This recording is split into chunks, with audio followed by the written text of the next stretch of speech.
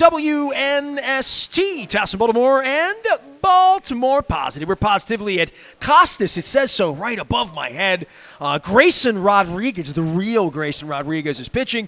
We've moved opening day around to Friday, so Springsteen and the Eagles and things and our Fadley's event. We're going to be at Pappas in Bel Air next Thursday and at Captain Larry's downtown Federal Hill on the 27th. But we're here today on behalf of the Maryland Lottery. I've got scratch-offs. I've been giving these instant lotteries. Anthony Adams going to – one for you. I feel like Oprah. One for you. Thank you. Absolutely. The Maryland Lottery having some throwback things at 50th anniversary. Really the reason we're here today is Costas was one of the first places to sell a lottery ticket the day they opened in 1973. So big appreciation to them and our friends at Window Nation. I have my floppy hat here, 86690 Nation. Buy two, get two free. 5 years, 0% financing. And I want to shout out Leonard Raskin, who's not with us today, but gave me this great crab mallet that I have sworn to christen. You can see it's not really used. Yeah. And it has a very special crab mallet. It has a beer bottle opener on the side. So right after my Dundalk card, so big appreciation to Leonard for handling my dough. You know, I said, Karenji, it felt near and dear to my heart that he was Highlandtown, and I grew up in Colgate with the 21224 zip code, so there was a piece that felt like I was Highlandtown, but really I'm Dundalk, through and through. And I don't know how many years ago I met you. I was 20-something years ago, maybe last century. I don't know how long you've been working with Pete because I've known Pete forever. But this thought that Pete's going to leave one day and leave it for you. I don't know when you guys baked this up, Essex Community College, I don't know, somewhere in Highlandtown. But it is really an amazing thing that Pete built, that you built, that so many players over the last quarter of a century have built, but the fact that you're running it now, and I could run you over here to Dundalk where your family owned a bar down the street. So I want to give you your flowers here because you've been a behind-the-scenes guy for a long, long time, but you have always been in my phone. We've always exchanged pleasantries. I think you did the show 15, 20 years ago, came out to the station once and again as my Dundalk friend, but you've been out of the spotlight a little bit. I don't think I've had you on since the Final Four, so it's good to have you out here, man. I appreciate you having me out. I'm 21222 at heart. My dad owned Michael's Tavern for years, right on North Point Boulevard, and then obviously Which side of Gales was that on? I just need to know. I wouldn't know that. Ken knows. He laughing. He's like, yeah. It was down by Memories. Yeah, absolutely. I could say those things out loud here because we all know. But you're a real Dundalk guy. And when I thought about I've done the show down at Drug City a couple weeks ago with Mr. Statham, and I'm thinking about Dundalk people, and that's part of the Crab Cake Tours to make it neighborhood-oriented and tell the stories of whatever neighborhood we're in. We're in Bel Air next week. Pappas is up there. They've never been up there before, right? So telling these stories, Dundalk, when people think of you now, I would think 20 years into this, they think of UMBC, right? I mean, you've been wearing the gold and the black for a long, long time, the soccer side of you. I never thought of Dundalk as a soccer community. I always thought of it as a baseball community. I mean, when I was growing up, I really thought it was a soccer community. We had guys like Johnny Barazzi, Dale Roth, that they played with Pete, with the Highlandtown guys, but they were some of the better Dundalk guys, and they're in the Hall of Fame for the state for soccer. My cousin Teddy Zapalis, who went to Dundalk High School, played at Maryland. He's about 11 years older than me. He got me into soccer when I was Greek young. Boy. Yeah, man. So my mom's side of the family's all Greek. That's how they owned the Poplar since '53, and they sold it right before COVID, which was great. At that point. I wrote about your family in the Dundalk Eye in 1984.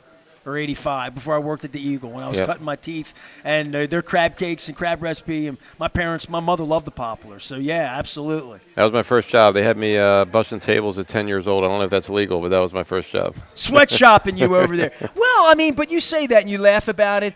That's why you're a leader, man. I mean, seriously, that's why you're running things. That's why a university would want to hire you after having you around for a long period of time and saying, we want to keep what we have. We've built something special here. And I know Pete talked a lot about that on the exit, and I haven't had Pete on the show. He's running from me, Karinji. I'll find you at the Chicago concert. I will. But having you out and having your own platform, speak about all of this. And I don't know that you grew up over here thinking you were going to be a soccer coach, Division I or whatever. I mean, I don't know that you thought that when you met me 25 years ago, right? Yeah, I mean, I started coaching in high school, and there was a Dundalk-based group. A guy named Mike Schaefer was coaching, and my brother was on the team. And I'm 7 years older than him, and Mike's like, hey, I was kind of like bouncing around at practice, walking around. I was at Calvert Hall. I was like in 11th grade, and he's like, "Hey, if you want to come work with the kids," so I was playing with the kids.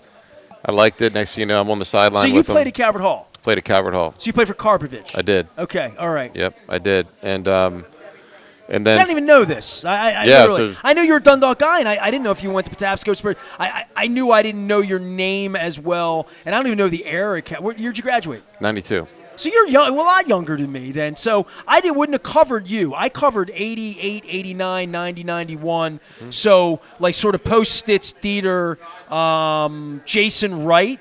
Rob Elliott. Rob Elliott, absolutely. Yeah. Those are the guys I covered. He was a senior when I was a freshman. Vince Moskunis, those sure. guys. Yep, okay. Yep. So I was just entering Calvert Hall at that point. Well, it was all you and Curly at that time, and Curly put up a brawl. Curly had players in that era, always. They did, and I remember even back then they were a huge respect for them and their program. I thought you might have gone to Curly because you were a Dundalk guy, right? I visited Curly, and I liked Coach Pep was awesome. Coach Pepperella was there. Stop that! So. My first sponsor. Yeah. Pepperella. Yeah, what a genuine pizza, guy. Bel Air Road. He made me a shrimp and garlic pizza. Pepperella. Yep. Man, find me a better guy than Pepperella right now. I dare you. You might not. Find me a better human than Pepperella. Yeah, he was great. It was a tough decision. You should have gone to Curly. No offense to Carp, but I think it was my club. Don't get me pimping for Curly. Stop. I don't mean that.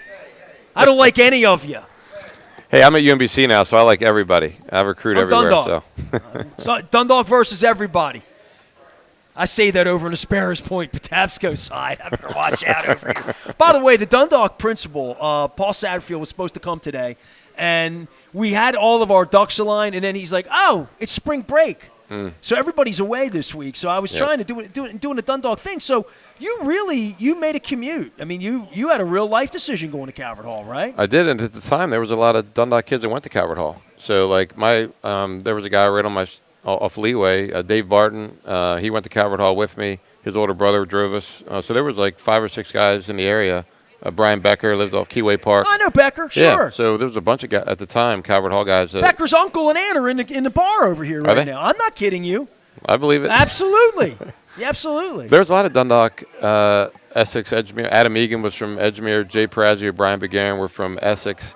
All really good athletes. A lot of them played college sports. So, there was at the time there was a lot of Southeast area kids going to Calvert Hall. So when's the first time you heard of Pete Caringi? Was he at Essex when you were in '92? How did Pete come into your life? Because I often say if I weren't doing this, I'd become a millionaire. I'm going to write a book. I would call it First Look, and it would be anyone in a relationship where the first time they met that person, they had no idea how much that person was going to change their life. The first time I heard about him was probably when he was coaching the pro team, the Maryland Bays. So sure. I was at that point like 15 or 16. So that was a really big deal going to watch those games and seeing all those. That was at UMBC, right? There was a Cedar Lane Park in Columbia. Okay. Back when it was grass. I remember that now. It wasn't a good field. But they moved to UMBC. The Bays moved there at one period of time. That was Baltimore Bays. Baltimore Bays. That was a different. Years later. Yeah. Okay. So Maryland Bays. I mean, they had guys like Darryl G., Robbie Ryerson, Joe Barger, Chris Reef, Omid Namazi, who was coaching youth national teams. Armstrong was too good Philip at that Jow point, is right? the coach at Howard. Well, Philip Jow played for the Baltimore Bays. Baltimore Bays, too. Yeah. And Jow's father played on the Bays team in the 70s. Wow. Yeah. So that was the first time I heard of him. They won the whole thing. And then he gets a job at UMBC, like when I'm going into my senior year at Calvert Hall. And I didn't know much about UMBC. And Pete's been there since 91. Wow. 91 was his first year at UMBC. Okay. In 92, he recruited myself, J.J. Kramer, Brian Begarin, and George Stecco from Calvert Hall. Jay Perazzi went the year before. So out of nowhere, he had 5 Calvert Hall guys at UMBC, which at the time was unheard of. See, J.J., I remember him being a great player. Being a young player, though. Yeah. He was on the pitch playing as maybe a freshman or sophomore when I covered those teams. So I do remember that well. Youth national team player, big-time player. Absolutely. Yep. Man, we're getting old school soccer. Anthony Adams, should I say new head? That's weird, right? New. It was officially Monday. You only been. Officially Monday. This is so Pete in his first interview as the new head coach of UMBC soccer. Absolutely. Homecoming, man. Yeah. I've been doing it since first week of February, but officially it was Monday. Barry Trotz called me last week. I'm doing dishes. I got gloves on. The phone rings. It's Trotz. Answer the phone. Hey, man, how are you? I'm like, I'm good, man. Aren't you running a hockey team? Just got back to doing it. And the sort of notion that you take over in the middle and you're already a part of it, and you know the gig and you know the job. At what point in your mind did you start preparing for this gig? At what point did you start thinking, well, Pete's not going to be here forever, and I can't say it's going to be my gig, but I see what he's doing, or maybe you wanted the gig at Fairleigh Dickinson, I don't know. Yeah. But you never left here, much like an Eric DaCosta. You never left here, and I guess you always thought that this was the job you wanted. I mean, obviously it's your job now. It's a beautiful thing. 26 years I was his assistant, played for him before that, so we were together 30 years. I think probably about 5 or 6 years in, I really wanted to be a head coach. Anywhere. And I was Division 4. I was second, third, fourth in numerous searches. But then like 15 years ago, I had a daughter. And, my wife's family's here, my family's here, we were settled here. And at that point, it would have taken something really special for me to move my whole family after we've been ingrained. But you go to a Final Four, if a big job were to come along. I don't even know what a big job would be in soccer. I'd be a Duke. I'm making that up. But whatever a big job could happen for you, I think everybody is familiar with, even at your own school, with Ryan Odom and what happened there and where that trajectory leads for Jay Wright. Mm-hmm. I saw Jay Wright 6 months ago. I said, dude, I used to heckle you when you came in against Towson. Jazzkalski, I'd be calling you Calipari, Patino. Right. Now he's on the Final Four. He's a ring in the Hall of Fame. Like that could easily still be you. It could be 10 years at UMBC and you get to North Carolina. It could be anything, right? Yep. But for your perspective on it to stay put all of these years, I'm sure you finished number 2 for a job that you had the house picked out and you thought, but you never left. I never left Baltimore, right? Yep. I had all these opportunities. I think never left Baltimore. And I never thought when I was 20 I was destined to stay here. Right? No. And I'm thinking, you're probably thinking there was sunshine other places, more money, more this, more that, more control. But I guess over 26 years, you found a way to make this your life. Not just a job, but you're who you are. This defines who you are. Well, I think, and you're doing it, but I think it's really rare that your passion is also your work.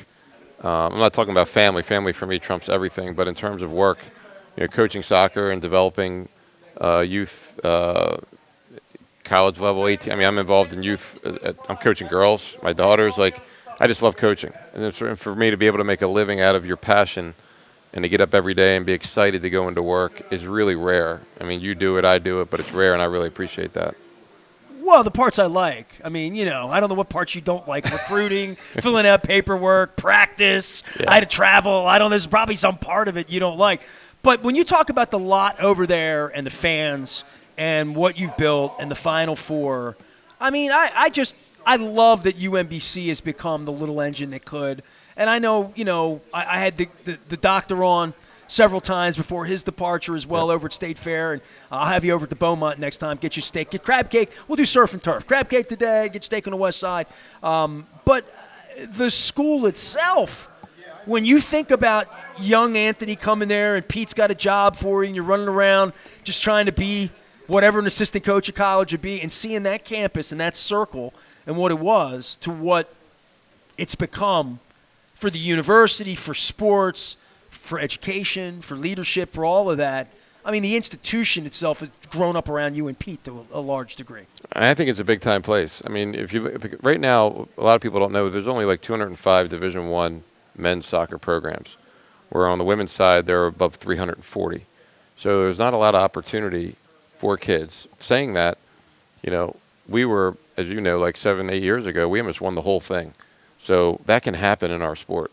But to see the place grow from when I got there, the buildings, the amount of people, the level of education, the facilities, for me, it's a great place for a Baltimore, Maryland kid. You get a great education, there's great facilities, and you have a chance to try to win a national championship. And that's really rare. So, you could sell that, right? And we almost did it. It's not like a pre-Final Four where we talk about it. We were there.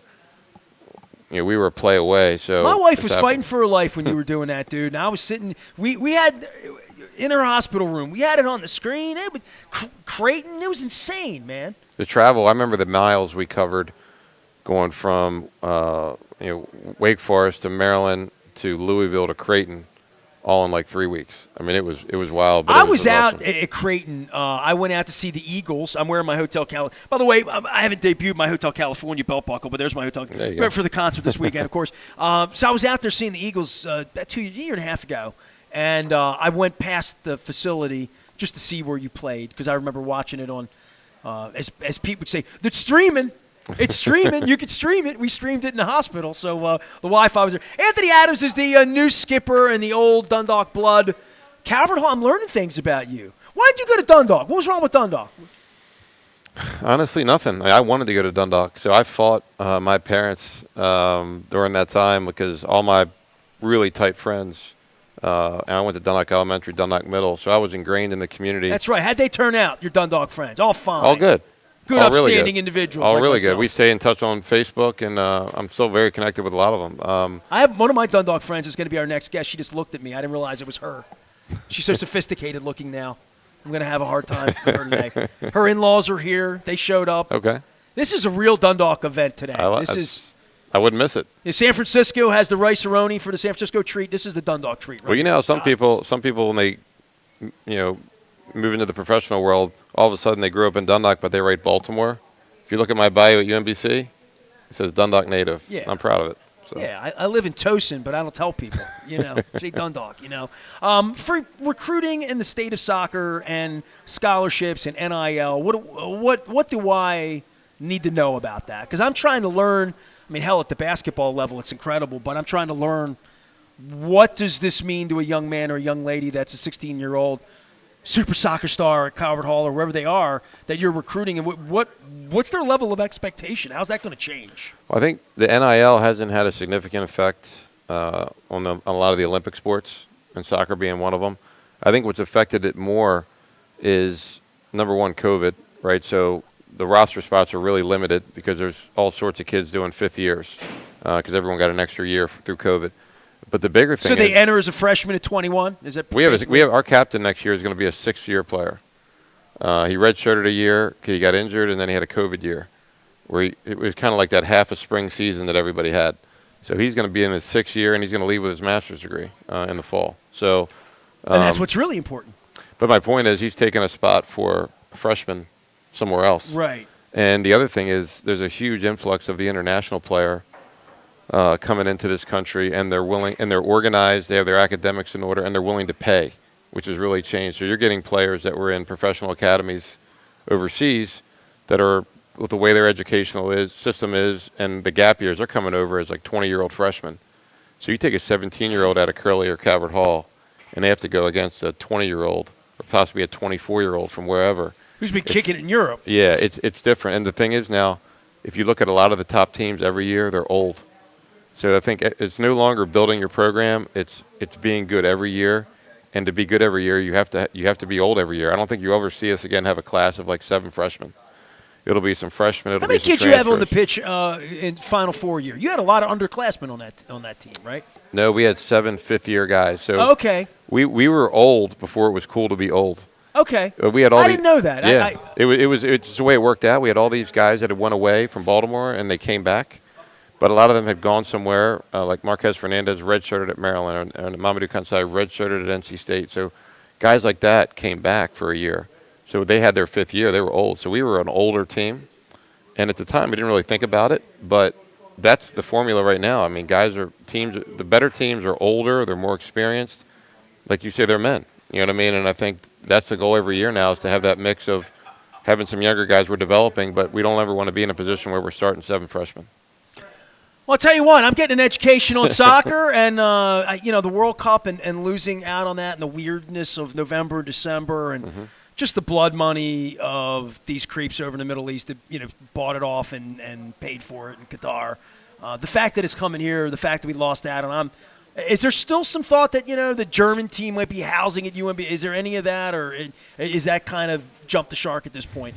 Yeah. Because it was hard. Yeah, I mean, there could be some base camps set up. I think that's more the theme nowadays is to find a place and be there and then go play your game and come back. Well, right. But if the Spanish national team picked Baltimore and worked out at your place, people would stay here because they would have games in Philadelphia and Boston or wherever it would be. I mean, obviously we wanted games here, and I can't think of anything where we had a chance real chance to do something different and amazing, and didn't pull it off. So it disappoints me. It was really disappointing. I think we were all excited. I think when, I don't know all the specifics, when there was almost a perception of a Baltimore-Washington combined bid. Yeah. I thought for sure we had it, because rarely do you have a World Cup where the capital isn't one of the home sites. So this is one of the first World Cups I've ever seen where the capital city. It felt like the fix was in to help us for the first time. Yes, and it didn't happen. I thought they'd do the parade and pre and post World Cup in D.C., but have the games in Baltimore, and I thought it'd be perfect, but it didn't happen. Yeah, we're a little bummed about that, but it's not soccer season. You got any thoughts on Lamar, Mr. Ravens fan, or? I'm a season ticket holder. Well, for being a season ticket holder, he gets a free copy of Purple Rain too. So there you go. Looking forward to diving into that. I don't know.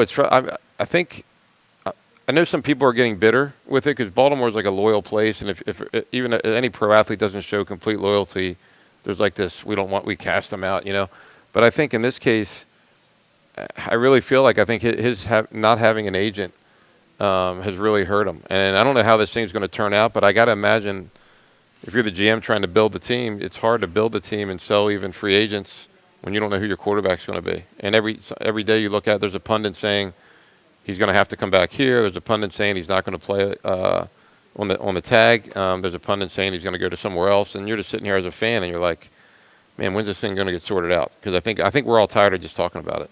Lamarathon fatigue. Yes, I got that. How's your team going to be? Good.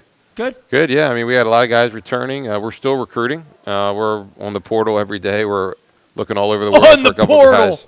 Something I bet you I want to get into coaching so I can get to the portal. Right? Every morning I go and I have my coffee, I turn on my computer, and I log into the portal. Who's pissed at their coach today? Yeah, I can bring in. It's crazy. Right? Literally, right? I don't think it has the intention that they predicted it would have. But unintended consequences. Yes. I talked about that before it happened. Yes, and it's unfortunate, but we all wanted to shoot the NCAA in the head, and then we did, and then now what we got, right? Yes, and unfortunately, it's part of it. Would you rather have a kid that's got their highlight video is playing against Division I college teams, or is a highlight video playing against 16-year-olds?